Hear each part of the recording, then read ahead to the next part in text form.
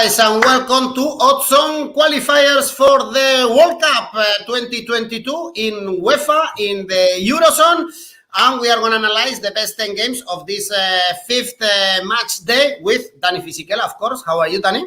Ciao Edo, all very good. We've seen in game day 4 lot of interesting games, lot of goals. Now the fixture comes thick and fast, so I'm expecting a few changes in formation for this game day 5, and there are some crunching matches that can define the future of few nations. So let's start. Yeah, and we had many surprises actually in the fourth match day. So a lot of options to make money and also to lose, of course. So guys, remember you can leave a comment in the video and ask Danny as well any questions, since this is a live video. And don't forget, if you enjoy our videos, click on the like, subscribe, and click on the bell to get the notifications. So Danny, let's start with Israel, Austria. This is Group F, the one that is led by Denmark, who is going straight away to the World Cup. But this game is very interesting because they are fighting for the second place, also with Scotland, Israel. So far, 7 points, same as Austria. They beat 0-4 Faroe Island with Sahavi scoring a hat-trick. Also a 1-4 against Moldova. Okay, weak teams, but they were able to stop Scotland. And Austria, they were thrashed at home, remember, against Denmark. It was a long time ago, but after the good Euro, they were able to beat Moldova. Here, actually, I kind of fancy the odds for Austria. It's quite good, 2.26, or they will have problems in Haifa, actually, where this game is going to be held. Well, the last time they met was in October 2019. That was the qualifiers for the European Championship. Austria made it, Israel didn't make it. Austria won that game 3-1. Both teams, they seem quite adventurous in attack. They seem to commit quite a lot of players when it comes to attacking. But we also have to remember that Austria will be one of the main men, Baumgartner, who scored in the previous game. They are without Sabitzer as well. He's not in the squad for this qualifier, just joined Bayern Munich. They might have Alaba back fit. He missed the first game. If you look at Israel, Eren Zahawi having a good start of the season with PSV, Dabur also often on the score sheet. Israel is in good form. I think they only lost 2 of the last 7, and they were playing Denmark and Portugal. When it comes to Austria, they're a very sturdy team. They run a lot. They make you work really hard. They can make it quite difficult for you. I still remember that Austria-Italy game in the Euros. I still have the sweats sometimes, If it wasn't for VAR and Arnautovic, we probably would have seen a different champions on 11th of July. So Austria were really testing the future champions of Europe. So this could be an open game. They both need the 3 points. There is a good odds in both to score, 1.90. Yeah, because as Malif is telling us, Israel might be a threat playing at home. So be careful if you are back in Austria in this case. Then let's go to a very, very funny group. Actually, Group G. In this case, we have Netherlands, Montenegro. We saw the debut of Louis van Gaal, and it was a draw against Norway. Right now, Netherlands, they have 7 points, the same as Montenegro, because Montenegro was able to get a point also against the leaders, against Turkey. They were losing 2-0, but they came back in the very last minute to get a draw. The Netherlands show us that they are super favorites, Danny, odds 1.19, and probably is not also a good idea to trust them, seeing what we are seeing in the last weeks about them. Odds too low for Netherlands. It's not worth the risk, really, although I think they will win this one. They almost lost against Norway. Haaland hit the post in the second half. I don't think it was the start that Louis van Gaal wanted. They didn't create many chances. They didn't apply a lot of pressures. And it's a team that always seems to concede a goal. Even when they win, they concede a goal. Obviously, when it's not their day, they might concede a couple. So I think Van Gaal was brought in to give them a little bit more of international experience, let them understand how to manage the games better. It's quite a young team anyway. However, it's a better Netherlands that participate in the Euros just because they got Virgil van Dijk back, and I think that's already a guarantee that the team is going to improve in possession and without possession. Montenegro, real surprise of this round. I think they had advantage that the fact that Turkey were missing some players, the players who play in England, because they could not travel. They were denied traveling because Turkey is in a red zone according to the UK government rules. So there was no Soyuncu, no Kabak, Tufan, Devisoglu. So, it was not a full-strength Turkey, but they were 2-0 up, and then Montenegro managed to bring up to 2-2. So I was surprised by Montenegro. It's also, we have to say that Montenegro, again, is another team that always seems to concede goals, only kept one clean sheet in the last 6 games for Montenegro, except for Netherlands. They conceded in 5 of the last 9, if I'm not wrong. Go for the goals market. There could be a large Netherlands win. Montenegro, they can sneak one there. Over 3.5 goals, 2.1. I saw you coming, actually going for the goals market. And also it's very interesting. Group H, here we have Croatia and Russia with 7 points, then Slovakia with 6 and Slovenia with 4. So let's analyze the Slovakia-Croatia, because Croatia got a point, a goalless draw against Russia, and remember that they were also unable to win in the other away game in this qualification round against Slovenia. Actually, they lost 1-0 in that game in Ljubljana, whereas Slovakia, actually, they got the point against Slovenia, and they actually took the lead. No defeats for them yet in these qualifiers, Danny. So difficult game also, this one for Croatia. Well, I think it's a difficult one, this one, because Croatia were disappointing against Russia. I think they faced a new look Russia. They looked confident. They were concentrating well throughout the game. So, they find it difficult against Russia under a new management. So Croatia, I think in this game, they didn't go into full gear. Yes, we know they have got class in midfield. They got Brozovic, they got Kovacic, Pasalic. Maybe it's a bit too slow, this midfield. Let's not forget they were missing, obviously, Modric, who's not playing with the national team anymore. And it's a Croatia team that away from home, they're awful. No wins in the last 10 away games. They haven't scored a goal in the last 5 away games. Obviously, let's not count the Euros. We count them as a neutral venue. When it comes to Slovakia, they didn't have many opportunities. Well, neither Croatia had many opportunities against Russia. Slovenia were the better team. They hit the post in the second half. So maybe Slovakia, just deserve a point was enough. But Slovakia home, compared to Croatia away, they're very good. They are unbeaten in the last 4 games at home.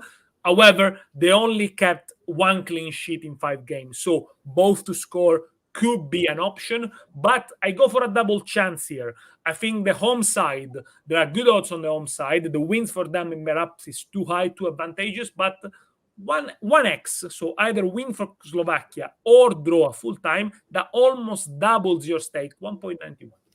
Slovakia beat Russia, for instance, in this road to Qatar. So they already showed us how dangerous they can be at home. Then let's jump to Kiev in the Olimpijski Group D. We have Ukraine, France. After the disappointment of the Euros, France didn't bounce back. Actually, they drew at home against Bosnia. Griezmann is still performing very well for Les Bleus, and Koundé, the Sevilla player, was sent off, so we didn't see the best France. And remember, Danny, that in the reverse fixture, actually, Ukraine was able to draw in Paris, but Ukraine cannot win. They drew again against Kazakhstan. They have 4 points, all draws for them. Even against Kazakhstan, they weren't able to beat them in neither of both fixtures. Here, the odds for France, 1.7, also perhaps too risky to back France, although we know that they did the job in the previous games, away games in this road to Qatar.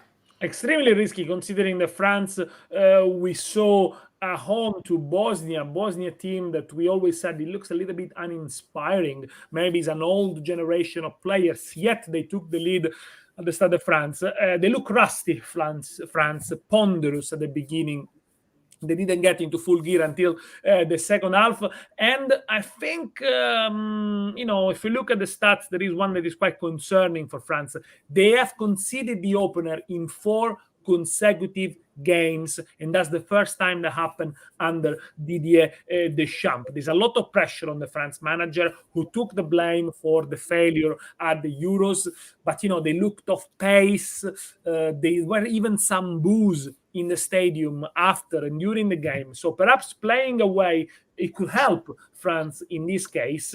They got Ukraine, that yes, they forced a 1-1 in the qualifiers, but it seems like ages ago. There were the Euros in between. It's very difficult to look at those games and think they can resemble what we will see now. However, for Ukraine, when you go to Kazakhstan and you draw 2-2, it's never a good result. However, there are some caveats. Was the first game with the new manager Petrakov after staying with Shevchenko for a long time. They still haven't lost in these qualifiers. 4 draws. They missed a lot of chances in the game against Kazakhstan. They could have wrapped it up 3-0 or 3-1. By the way, Yeremenchuk scored an incredible goal.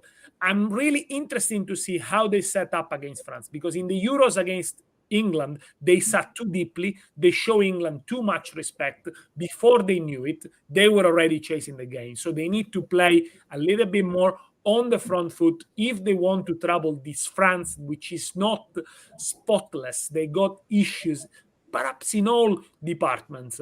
Ukraine win, I think it's too much. Over 2.5 goals. They can both score, I think. Over 2.5 goals, 2.23. Okay, also here, you are not going for the outright market. Malith is telling us is Mbappe will play for France. He's staying in PSG, we all know that. And we know, Danny, that Griezmann is still delivering with France. Yeah, I think, Malith, there are 3 fixtures. They can't play the same formation all the time. They need to make changes. I would imagine Mbappe is going to play this one because this is a key game, but he might not play the entire game. Mm-hmm.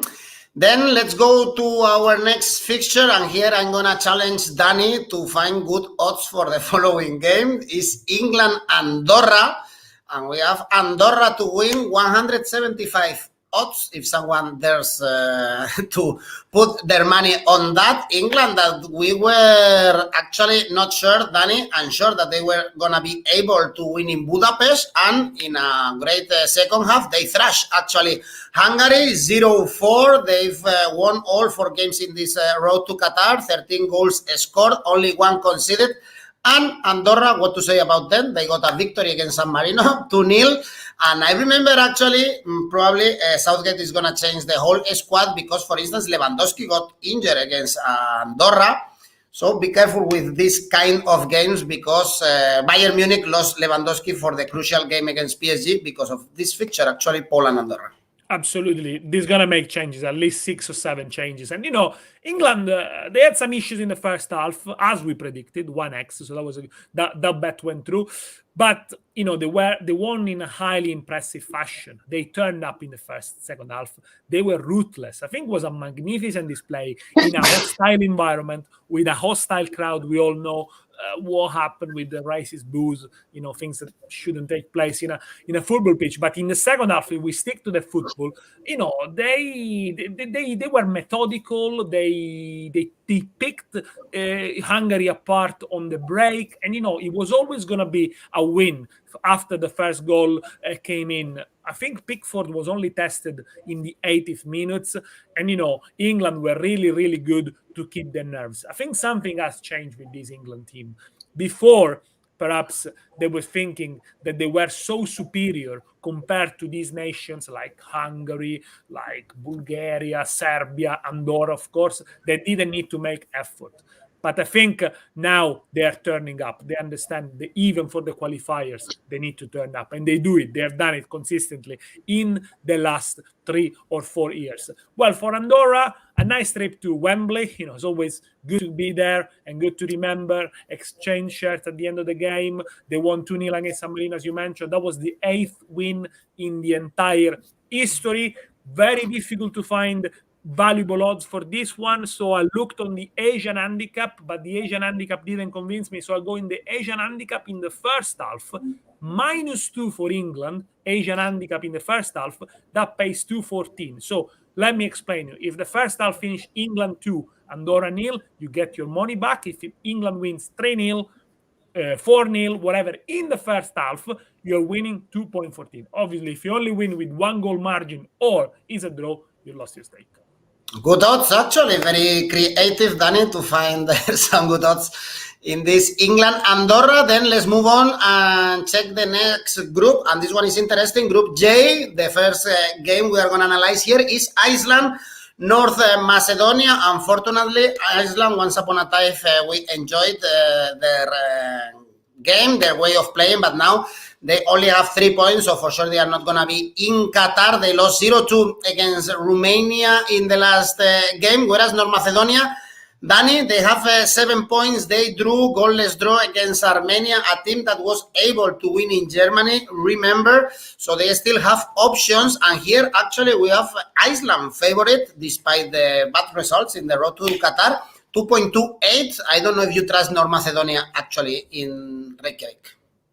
It's tough one to call. I think the draw could be an option. Perhaps look at the draw in the first half. These are teams that don't tend to score a lot of goals. Iceland, they already conceded 8 though in these qualifiers, lost 8 of the last 11 games, only kept 1 clean sheet in the last 11 games. It was a difficult time for Iceland as well. The Football Association has been stormed by allegation of sexual assaults and covering up the investigation.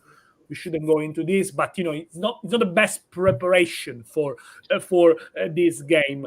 And for Macedonia, 0-0 against Armenia, which I think is disappointing for them. It was the debut for the new manager, Blagoje Milevski. They dominated the first 45 minutes. They kept the ball a lot. It was frustrating. They couldn't score. So, they're looking to do better at this one. It's also encouraging for them that they score in 5 of the last 6 away games, Macedonia, excluding, of course, the games at the Euros. So if you fancy the visitors, why don't you go for North Macedonia to take the lead, to score first? They should have much more motivation going to the game. They can still secure a place, at least in the playoff. So North Macedonia to take the lead, 2.37.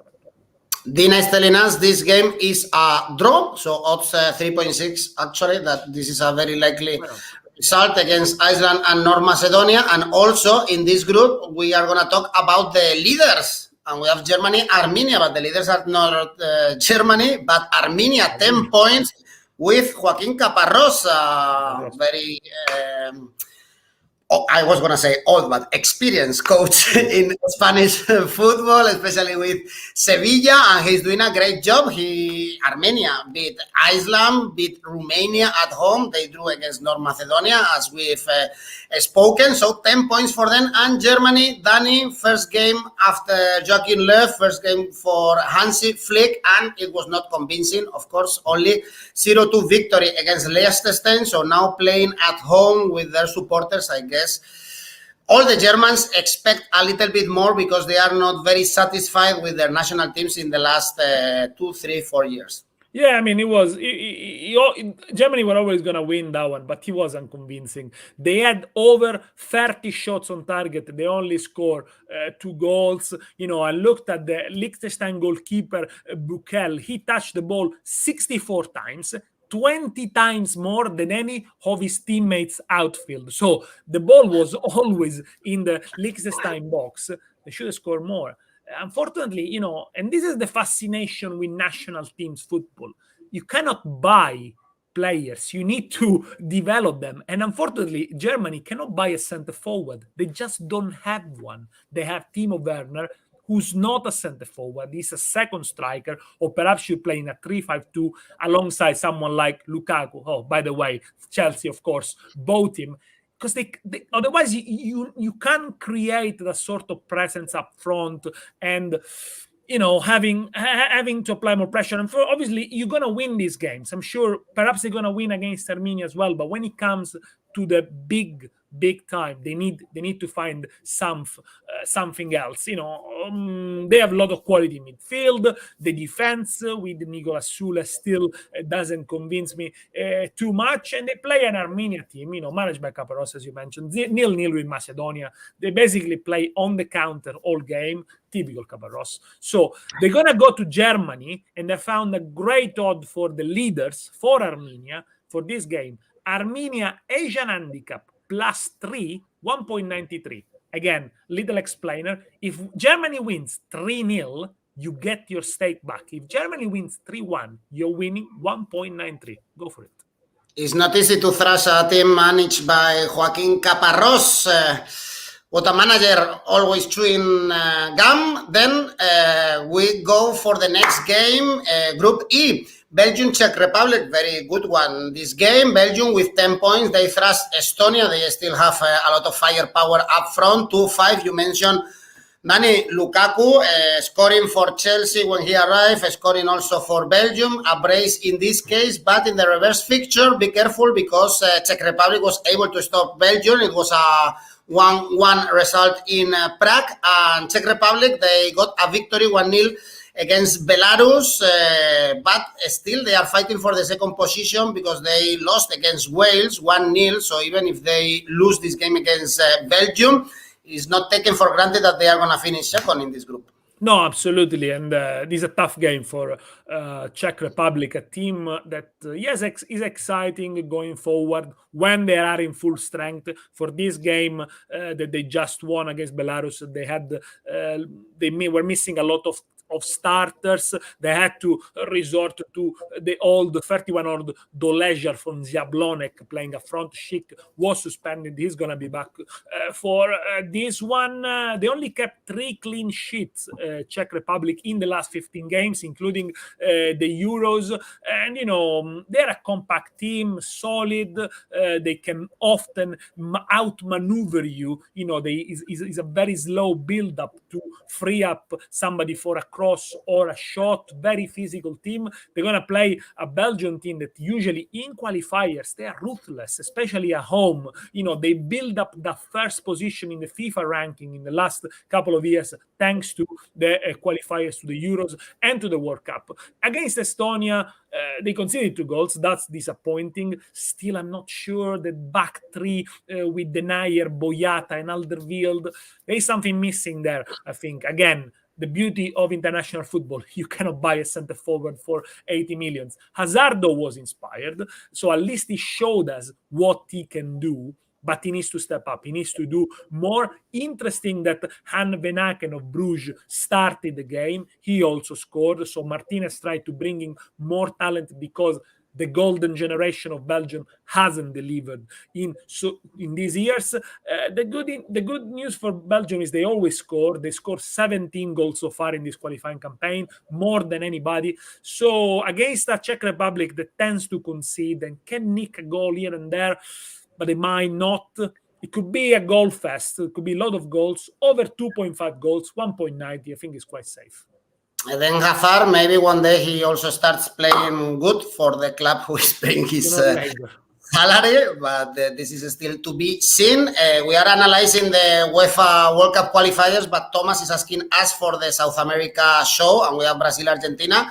We already are preparing this video, Thomas, so today you can see all the tips that Leo gave us for the CONMEBOL qualifiers. Also very exciting, exactly.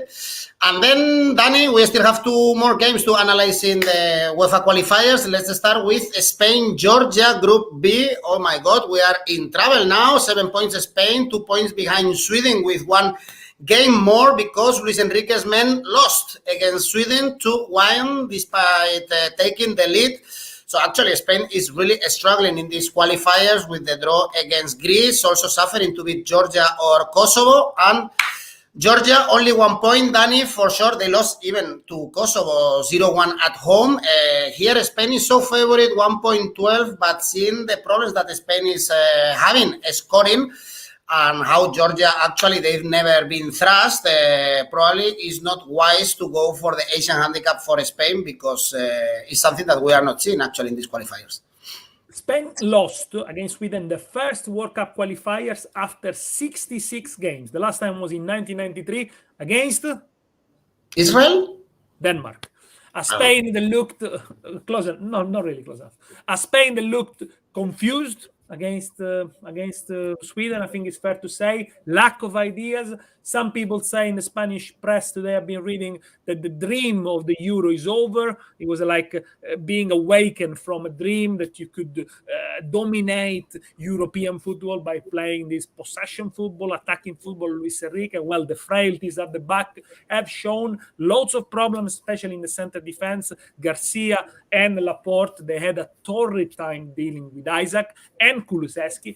That's strange because they had to deal with them, the same pair at the Euros. They probably haven't learned from their mistake. And then in the end, what happened? Exactly what happened at the Euros. Sweden defended with 9 men behind the ball. Spain ball circulation was too slow. They couldn't find the space.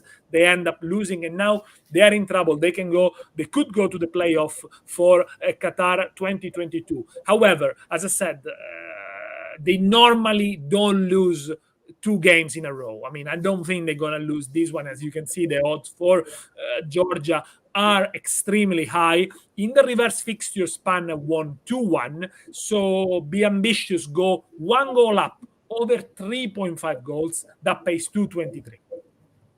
Yeah, well, if Spain lose against Georgia, now we can play somewhere else. Then the last game is a very good one, probably one of the best in this weekend. Switzerland, Italy, Group C, and especially after the draw of Italy against Bulgaria at home, 1-1. There is many things interesting in this game because Switzerland, with a victory here, they will get only 1 point behind Italy. We saw this game already in the Euros, and Italy won very comfortably, 3-0, Danny, but this is another Switzerland because Petkovic left. He's now in the Ligue 1, and this is going to be the first official game for Murat Yakin, an idol, a star in Swiss football. Switzerland to win, 4.35 as we see. Italy, not bad odds at all, actually, 2.09.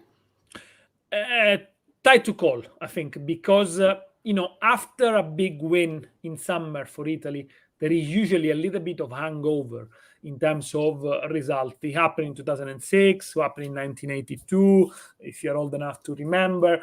And I'm not surprised that it happened yesterday against Bulgaria. Let's be clear. Italy played in just 1 goal, Bulgaria were lucky to come out with the 1-1, but Italy lacked precision, lacked pace. They did everything a little bit too slowly, and then allowed the Bulgarian team to make a compact back 5 in the end, and come out with a 1-1. Bulgaria had only 1 shot on goal. The good news for Italy is that they are unbeaten since 35 games, and they only drew 8 of these 35 games, so they won most of them. This is the record in Europe, by the way, that Spain had between 2007 2009. They need 1 more game to equal the world record, which is Brazil, 36 between 93 and 96. But coming back to the game, I think Italy will make some changes. Probably we'll see Belotti starting in place of Immobile, which looked a bit too static. Couple of changes in midfielder, maybe Locatelli starting for the first minutes as well. Mancini could give a chance also to the new call-ups returning Zaniolo. They need something else. They need something else to break a Swiss team that I think under Yakin, they're going to be different than from Petkovic. With Petkovic, they were playing with a 3-5-2, and they were trying to keep possession, playing the ball at the back. And in the game at the Euros, we saw how many times they conceded possession in the whole half, and Italy punished. With Yakin, I think they're going to be more cautious. They're going to play more long balls, try to target Seferovic a little bit more, make it more scrappy midfield. They will be cautious on this one. Also because they know a draw will be enough. They beat Greece recently in a friendly 2-1 a couple of days ago. They will be without Xhaka because he's got COVID. And, at home, Switzerland, a good last 12 games, 9 wins, 3 draws. They are unbeaten since November 2018. But again, that was Petkovic era. So take everything that I said, these stats, with a pinch of salt. They won the last 6 at home, actually, but they only kept 2 clean sheets. I think it's going to be tight at the beginning, at least. First half draw, 2.13. Malif is telling us also this might be a draw. Switzerland only played 2 games actually in the road to Qatar, and these 2 games were victories. So even if they are 4 points behind Italy, they have 2 games in hand. Still, then, Danny, thanks for analyzing with us all these Euro games. We can still make an ACCA, of course, this weekend and increase our income, maybe. 5 games, as always. So Netherlands to score in the first half and in the second half. Ukraine and France, both to score. England, Andorra, over 4.5 goals. Spain to be winning at halftime, full-time. So halftime, full-time, Spain. Switzerland and Italy. Yes, I said it's going to be tight, but can open up in the second half. Over 2.5 goals. The total odds for this ACCA with 5 games are 18.90.